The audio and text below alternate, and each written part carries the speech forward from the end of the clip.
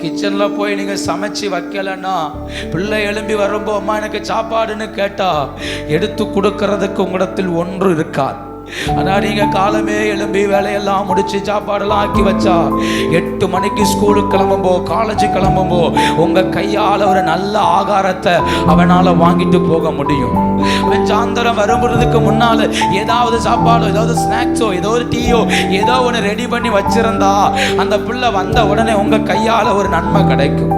அந்த பிள்ளை எதிர்பார்க்கிறது உங்கள்கிட்ட இருந்தா அந்த பிள்ளைக்கு ஒரு பலன் கிடைச்சிட்டே இருக்கும். உங்கள் குடும்பத்துக்கு பலன் நீங்க தானே, உங்க வீட்டுக்கு பலன் நீங்க தானே. நீ கசப்பான பழத்தை கொடுத்தா உங்க பிள்ளை பட்டினி கிடக்கும். நீங்க கசப்பான பழத்தை கொடுத்தா உங்க வீடு பட்டினி கிடக்கும். நீங்க கசப்பான பழத்தை கொடுத்தா உங்க வாழ்க்கை விழுந்து போகும். நீங்க கசப்பான பழத்தை கொடுத்தா அந்த தோட்டம் முழுக்க கசப்பு வாசனை வீசும். ஆனா நீங்க நல்ல பழம் கொடுத்தா அந்த தோட்டம் ஜெயமா இருக்கும். நீங்க நல்ல கனி கொடுத்தா அந்த தோட்டம் மகிமையா மாறும். நான் சொல்ற வார்த்தை நன்றாய் புரிந்து கொள்ளுங்கள். நான் எப்படி இருக்கிறேனோ அதை பொறுத்து என் தோட்டத்தை தெய்வம் ஆசீர்வதிக்கிறார்.